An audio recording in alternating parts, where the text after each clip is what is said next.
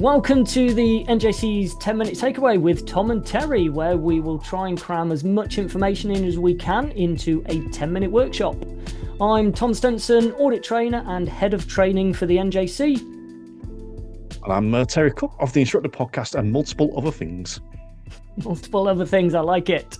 In today's topic, we are going to be covering how to choose the right development for you.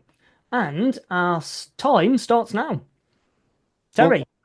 Well, for me, it always comes down to two things. It's the topic and the person. And I think the topic, you can break that down into, does it interest me? And is it something I need?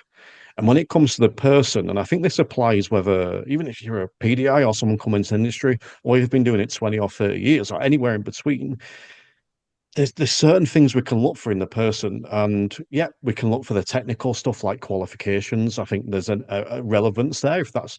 I think we can look for experience, but I think there's other things we can look for as well, like how well we get on with a person and how they deliver. So a lot of what I do is audio content.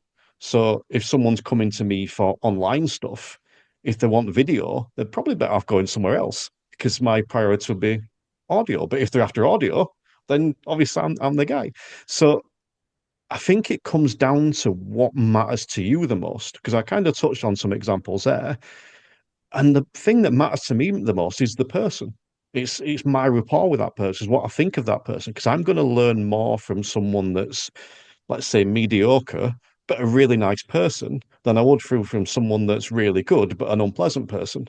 So I think for me, and that's what I'll suggest to anyone, actually, those two things, you've got the topic and you've got the person, and finding how they work for you. What about you, Tom?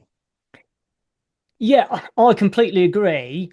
Although I think my balance would be on the topic. I think that would just kind of do it. I'd rather, if something really caught my eye and I thought I really want to know more about that, but I know I don't perhaps get on with this person quite as well, or we don't gel as much, I'd probably still lean towards the topic. And I think that demonstrates why it's important to consider both of those, because ideally we want both, don't we? We want that topic that's going to be good, and we want that person that we gel with, because then that working environment or that learning environment, I think, is just maximized. Is that where the format comes in as well, though? Because if you didn't get on with a person as well, it'd probably be more palatable like a webinar style event. Mm. But if you didn't get on with that person, but then went for some in-car training, that might not be as good. So you have to consider the format there as well. Yeah, I think that's a good point. I suppose a lot of things that we've done since the pandemic has been kind of online, isn't it? The industry went very much onto that over the pandemic because it was easier to do. And I think there seemed to be a little bit of a stalemate, a little bit, where people got a bit bored of online. But yeah, I think if I was to go and spend a day with somebody who I felt perhaps I didn't gel with, that probably would also make a big difference.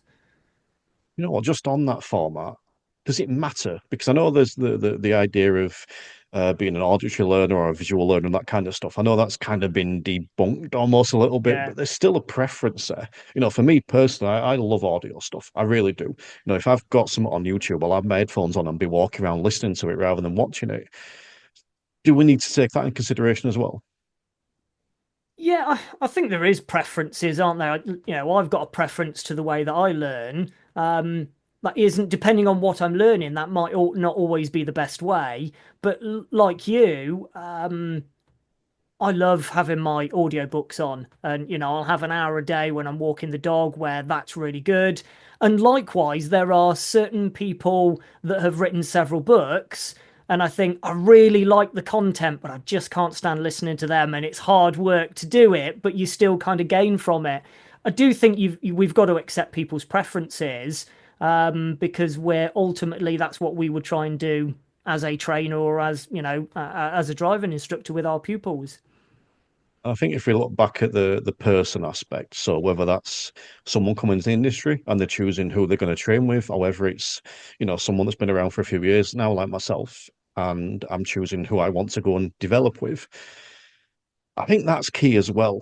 And I think there's all kinds of different things to consider. So I'd be keen to hear your thoughts on this too, obviously. But one of the big things that I consider is what that person does in terms of their development, Mm, because it's really easy to train and get to a certain level and then go, right, nothing else matters. And the thing that always stands out for me is, I'm biased with this, obviously, but it's when someone like yourself or a trainer tells me they've listened to my podcast. Because not because it's mine or a podcast, because it's not like oh, I've gone off and done this, £10,000 course, which is obviously great in itself. It's like they're still taking an interest in this kind of level of the industry at its core. And yeah. I think that matters to me as much as I'm going and doing this course that's going to help me develop even further. So that CPD aspect of the person you work with, is that important to you as well? Yeah. Yeah, I think it's massively important because when I'm going to go and do training, I think it's nice that we perhaps have these pictures in our head of, the person that's delivering it, and you might look at them as top of the ladder. But I think if they've been at the top of the ladder and they've not done any training themselves, additionally, have they got that growth mindset, or are they just focused on this is what I've got, this is all you need to know? And you and I have spoken before, and I'm open about this. I've been on courses before where I haven't learned anything new, but it's reaffirmed what I knew, or I've seen it in a different light. When I was younger, I hated learning. It was horrible. But now I can't get enough of it, and I love going on listening to podcasts. I love going on additional courses, and I think having that growth mindset is what we need as trainers, but it's what trainees need because they've got to be open to going and looking at the bigger picture.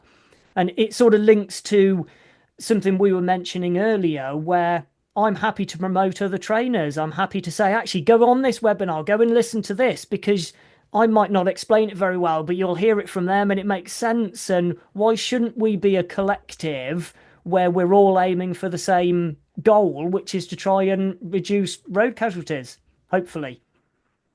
Fully agree. I mean, look, we've all got us individual things. We're part of the NJC, so of course we want people to come to us, but we might not be able to offer the thing that that person wants.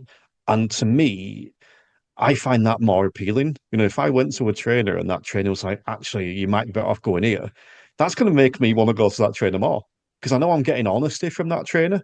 Mm. Whereas if you're going like, oh, yes, I can help you with anything, anywhere, anytime, you kind of feel a bit like, oh, okay, jack of all trades, master of any, that kind of thing. But I think the other thing you touched on there, and I think it's really important and underestimated, and it's something that I've followed for a while, is the idea of you go on a course or whatever it might be, and did you learn anything new?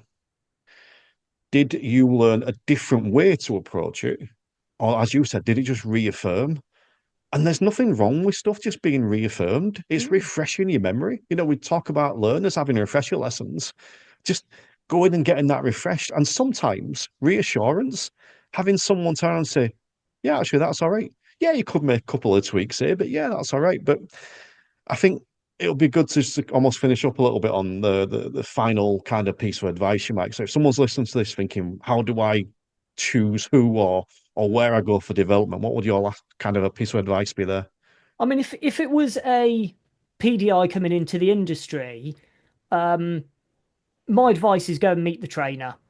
Just chatting to them on the phone, I think is good, but go and meet them. Go and see if you can sit in on a session of some kind. That is, again, I'm biased because that's typically what I'd offer somebody. If somebody contacts me for training, come and sit in on a lesson, come and meet me, see whether you think this is, what you would like. And it gives me a chance to see whether I think I can work with you. I think looking for qualifications is good. Looking for what other people say about it. Like yourself, I'd trust you if you contacted me and said, "Oh, I went on this course, it's great."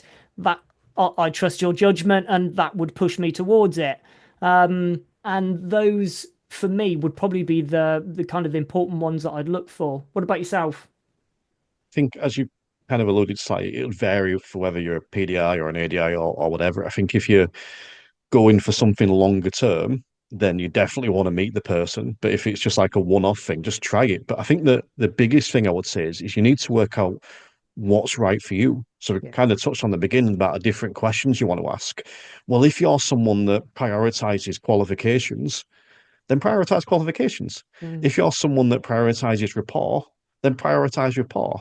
So I think that potentially before you go on any kind of training course, taking that moment to work out how the topic and how the person is right for you and then applying that is probably the most important thing for me. And I think you make a great point there. Go and try it. What's the worst that can happen? You might come away and think that was terrible, it was a waste of money, but you've learned from it. You might go in there and just reaffirm. You might go in there and learn lots, and then everything should be that learning experience. I completely agree. And look, I always say try stuff twice because the first time you might have just been unlucky. Try it twice. If you still don't like it, go somewhere else. Great advice. Terry, that is the end of our 10 minutes. Can I just say thank you very much for joining us again today? Well, it's been a pleasure to NJC you today, Tom. Oh, very good.